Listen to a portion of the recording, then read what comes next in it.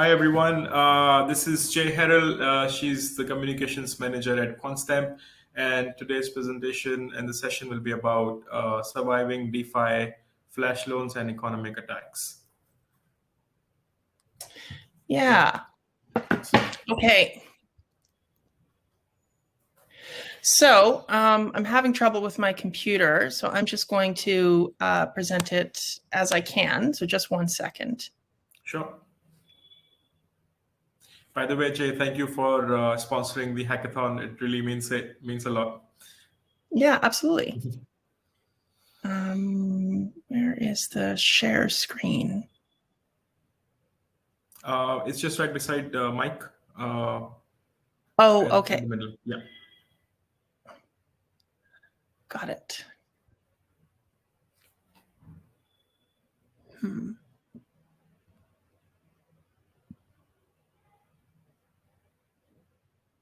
Okay. Perfect. Okay, and you can see that? Yeah, absolutely. Awesome. Okay. Okay. Thanks, Jay. I'll leave you to it. Okay, no problem. Right. Yeah, so I'm presenting about flash loans and economic attacks and surviving those. This presentation is based on research from Martin Durka, a senior security researcher on our team. So automated money markets, such as Uniswap or Curve, are smart contracts that maintain a pool of assets. People can use these pools to swap between those assets. The price for the swap is driven by some formula encoded in the smart contract. In this case, typically speaking, like Uniswap, V2, X times Y equals K, which uses the ratio of the asset in the pool as an input. So if we were to visualize it, we have an AMM pool that combines DAI and USDC. Someone provides 500 DAI and 500 USDC and get LP, liquidity provider tokens, in exchange. And other people can come to swap DAI and USDC, ideally in the rate of 1-to-1, since the pool has equal amounts of both. Just a note, LP tokens are represent the shares in the pool, but I'm sure a lot of you already know that. I'm just letting you know for those who are less familiar. And of course, you all know DAI and USDC, stable coins that are pegged to US dollar.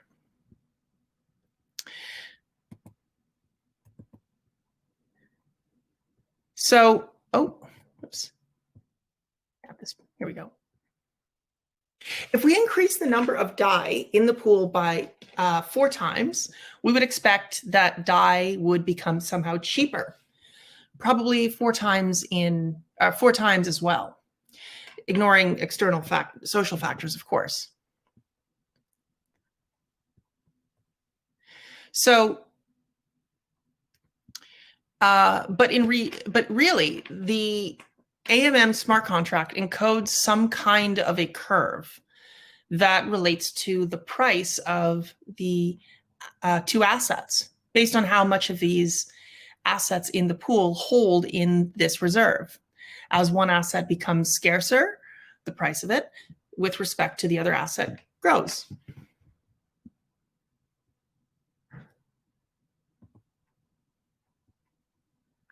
In this talk, I want to discuss some strategies for mitigating economic exploits. So let's go through an example of such an exploit in detail. In this example, we have an AMM pool that combines DAI and USDC, a yield aggregator that provides liquidity into this AMM. A good actor, Alice, who deposits into the aggregator, and an attack, Mallory, who exploits it. I also want to note that attacks are atomic and are generally 1 block after Alice's posted block.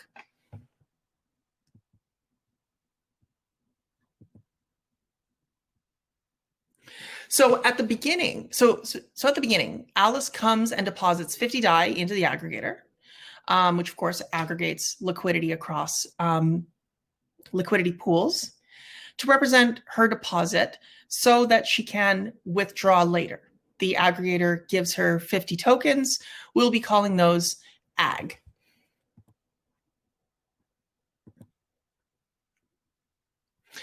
The aggregator then takes Alice's DAI and deposits it into the AMM. We assume that the AMM is balanced, so 1-to-1 equals 1 USD for 1 DAI. During the deposit, the 50 DAI therefore gets split in half. 50 DAI gets traded to USDC, and the mix is deposited into the AMM pool. In exchange, the aggregator receives some of the LP tokens from the AMM, say 25 LP. Note that I'm simplifying the situation here a little bit because the swap of DAI to USDC would move the ratio of the assets a bit. So the AMM pool would not remain completely balanced. But we can imagine that the pool has plenty of liquidity and can ignore the price movements.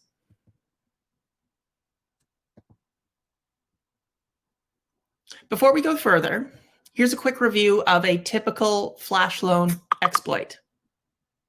After Alice's block is posted, we see these 3 steps all happen atomically.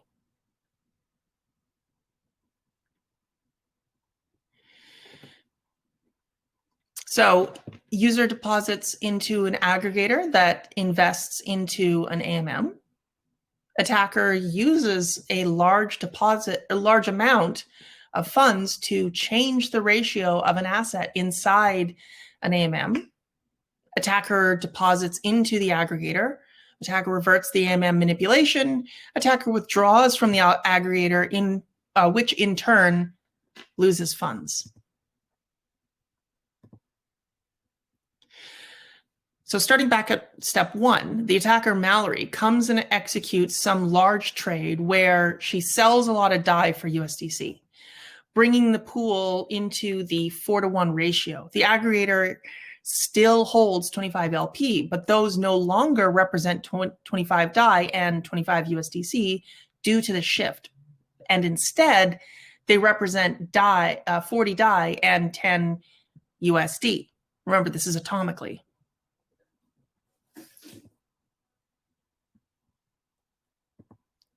Then Mallory comes and deposits 50 DAI into the aggregator.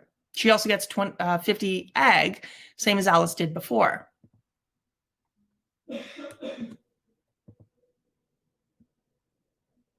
But then the aggregator takes her 50 DAI, splits it in half. The 25 DAI will be traded to only 6.25 USDC. So it has to receive proportionally less LP tokens from the AMM. In this case, it would be something like 15 to 6 LP. So already here we can see that something went wrong. Both Alice and Mallory received an equal amount of AG, but Mallory's DAI produced much smaller amount of LP tokens.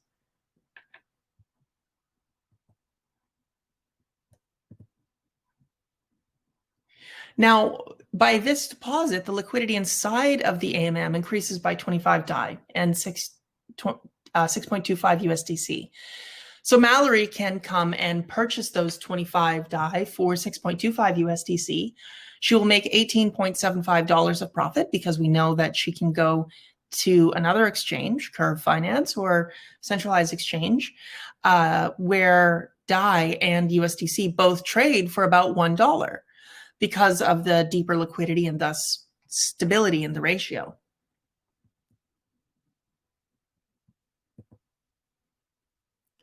Mallory then can restore the balance inside the AMM by executing a trade exactly opposite to her original trade that manipulated the price. So the LPs will again represent an equal number of DAI and USDC. So that is 25 for the deposit for Alice and 15.6 for the deposit for Mallory.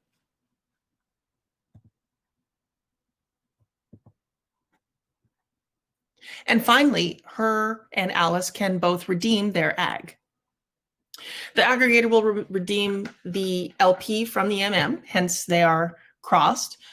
It will receive a total of 81.2 DAI, and both Mallory and Alice will get an equal share of 40.6 DAI. To tally everything up, Alice lost about $9. Mallory also lost about $9 in the aggregator pool, but made about $18 in the purchase from the AMM. So she is in a profit and her attack was successful. Again, there are some minor discrepancies in the numbers, and those are due to rounding and minor simplifications that are made for this talk. But the general principle stands.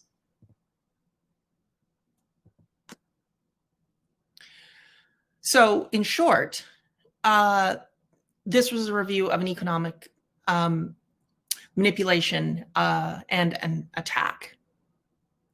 There are various forms of them, but in general, we should usually able to identify the following steps. Again, user deposits into the aggregator, invests into an AMM, attacker uses a large amount of funds to change the ratio of assets inside the AMM, attacker deposits into the aggregator, attacker reverts the AMM manipulation, attacker withdraws from the aggregator, which in turn loses funds.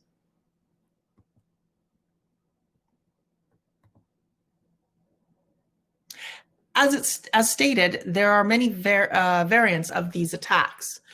The one that I showed, rather simple, but they can get very complicated. Also, because of step 2 and the necessity for manipulating an AMM, they are usually executed via smart contracts and flash loans. And because they have to cover the fees for flash loans, they have to be very profitable.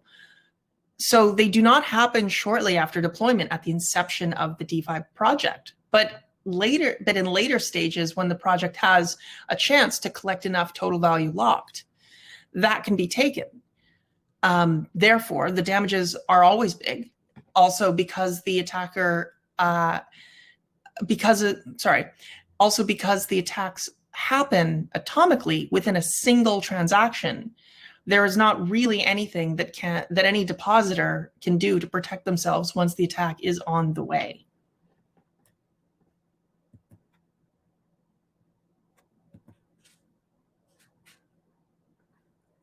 For the rest of the talk, I'm going to visit a few techniques that clients repeatedly come to Quantstamp with, claiming that their projects are safe from economic attacks. I will be talking about Oracle checks, preventing smart contract interactions, block locking, fees on deposits and withdrawals, and limits on deposits and withdrawals.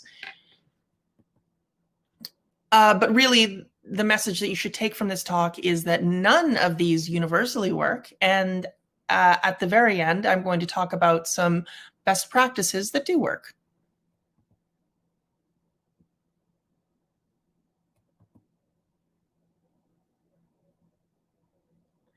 Let's start with oracles.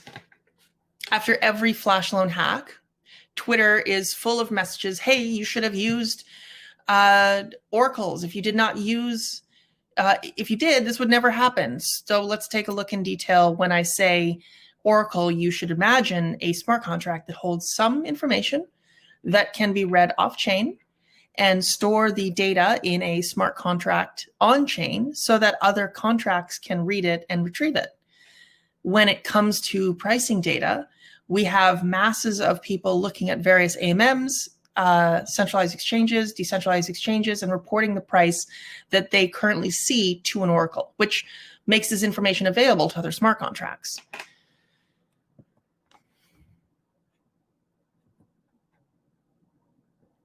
The idea behind the oracle check prevention of flash loans, quote unquote, is that before any transaction, the yield aggregator should consult such an oracle and check if the price is price in the AMM more or less matches that of the price of the oracle and reverts the transaction if it does not match.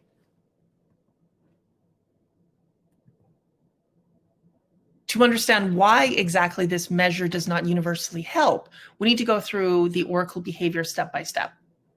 At the beginning, at time t0, we have some price. The oracle keeps and reports it to the Oracle via transaction TX1.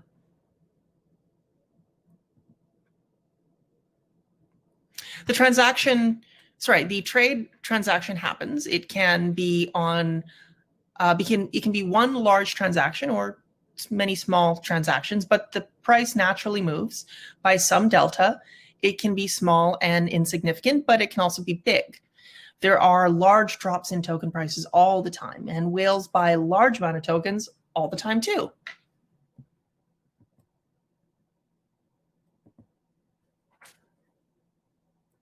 And now the Oracle is behind, and it will be behind and have a stale price until Oracle operators notice that the trade, notice the trade and submit another transaction to update the Oracle.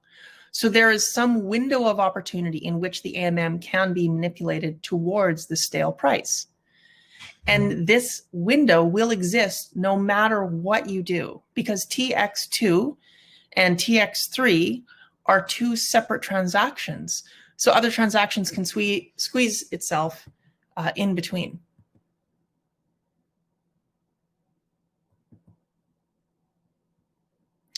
And this is the reason why Oracle Check is not a cure for the flash loan disease. The Oracle data is always available. The attacker will need to wait for the market to do the favorable thing, but an attack can still happen. And also, as a note, virtual price, TWARP, and similar, all examples of an Oracle. A value in the smart contract that we consider to be the true price is always possible. Always has the possibility of being stale.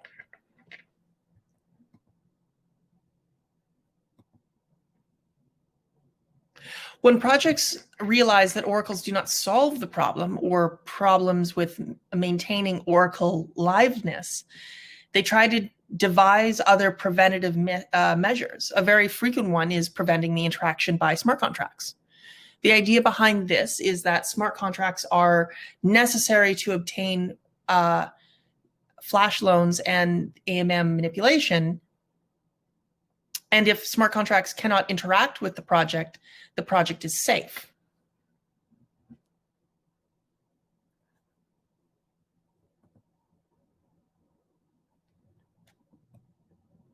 So this is not true. There are ways of submitting a batch of transactions to the miners and indicating that you want these transactions to order and execute in a very specific order, one right after another. And if you do not believe me, talk to anyone who trades on Uniswap and was sandwiched, because sandwich attacks on trades use exactly the same principle. And they happen all the time. So all you need is some money to perform the market manipulation yourself. The amounts that you need depend on the liquidity inside the AMM that you want to manipulate. But something between 10 and 300 million should be enough.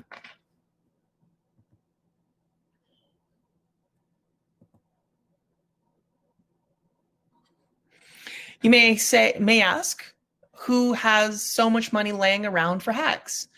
But really the answer is super simple.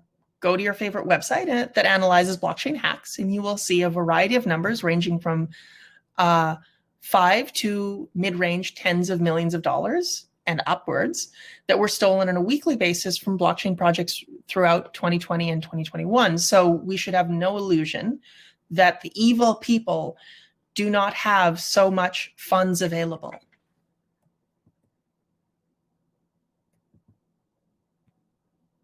And if you still object that such an attack is unlikely, there is only one caveat to this technique.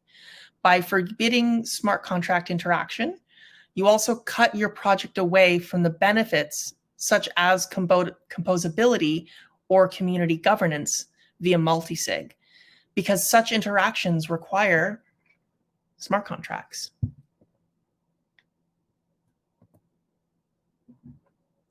Another thing projects often attempt are some kind of block locking mechanism, generally some way of preventing an amount or preventing an account to interact with the project multiple times in the same block or within some small range of blocks.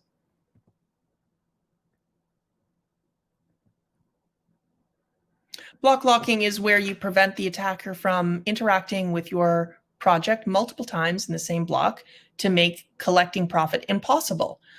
Well, if you recall the general steps of an economic manipulation attack, the attacker needs to manipulate the AMM, make a deposit, restore the AMM balance, collect profits. However, only the time between A and C is sensitive because of the manipulation, and the threat of getting arbed or arbitraged when traders, including traditional markets, look into price discrepancies between pools, trade bots. Because between A and C, there is actually just one interaction you really need, your project needed, typically step B, within one block, and thus block locking leads nowhere, meaning this mitigation is pointless. In other words, making a deposit.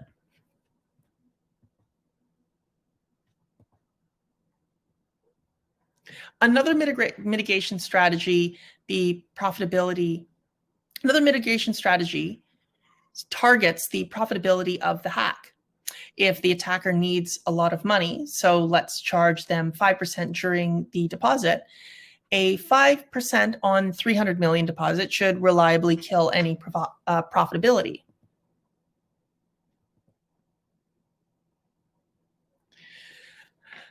That would almost be true, but the problem is that the large amount of money are not deposited into the project. Instead, the large amounts are needed for the AMM manipulation. So your fee does not matter, or it does very little. The amounts are deposited into your project during such a hack are usually units of millions, and 5% on 1 million is only 500,000.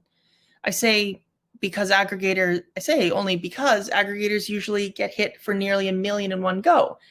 And even if the attack is on the verge of profitability, the attacker only needs to wait for the aggregator to collect more TVL.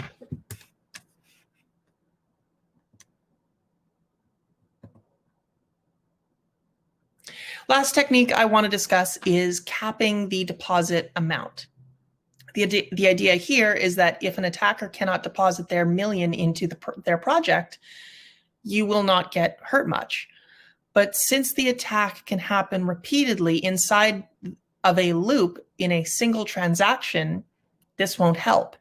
And even if it did, smart contracts have the capability to dynamically create another smart contract on chain, so they can produce an arbitrary number of contracts to hit your project with.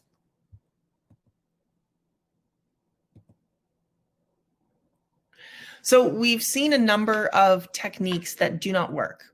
In fact, our research engineer, Martin Durka, who spent a lot of time investigating flash loans and prepared this talk for us, believes that a universal protection against economic manipulations is impossible. But still, there are a few best practices that you can follow and to protect yourself. The first one is do not create single-sided pools. If your goal is to obtain an LP token, just ask your user for the LP token. If they create it themselves outside of your project will not get exploited, at least not this way.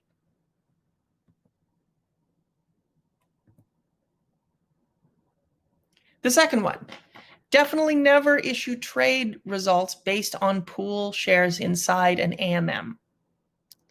If you need to make a pool that accepts the underlying asset, make sure that you create the LP token first and then issue shares based on what you really got. Creating an LP token in a manipulated AMM is not safe. And for your safety, you should always behave as if the AMM was manipulated.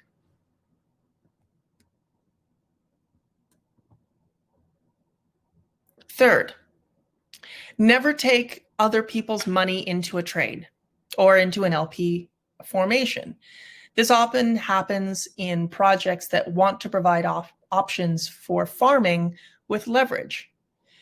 If you allow the user to drag other assets into an unfavorable trade, your depositors can be hurt. This applies both on deposits and on withdrawals. You should never unwrap LP tokens that do not belong to the user performing the withdrawal.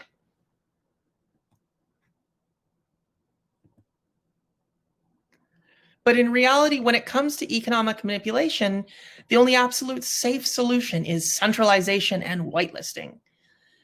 If a trusted party executes the trade and the trusted party ensures that the AMM is not manipulated, taking every precaution against their sensitive transaction getting sandwiched, you should be fine.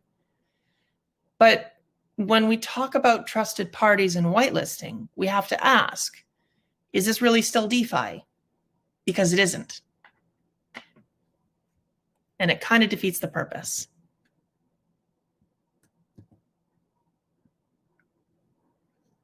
Thank you very much. If you liked this talk or you have any additional questions or any additional questions, please reach out to Martin at Quantstamp.com. If you are interested in applying to work for Quantstamp, we have a bunch of jobs available. Feel free to reach out to me, Jaye at Quantstamp.com, or to the email above at info@Quantstamp.com. Want to learn more?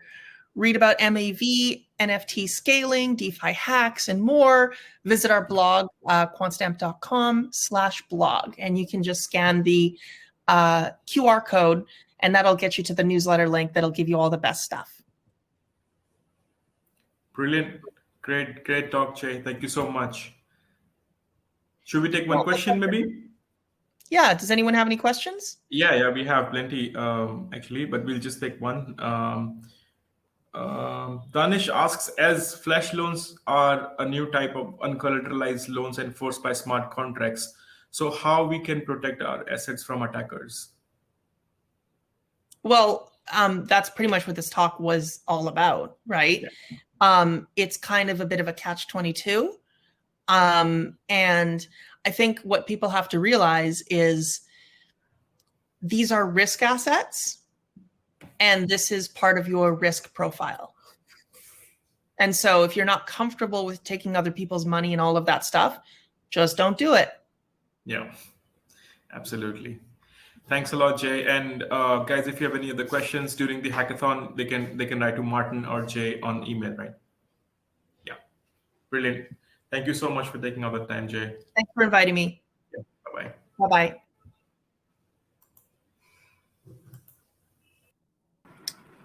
All right, guys, that brings us to the end of day one today. We have plenty planned for you tomorrow as well. We've got, if I may, we've got a session early tomorrow, a little early. We've got Jack Dow from Femex speaking.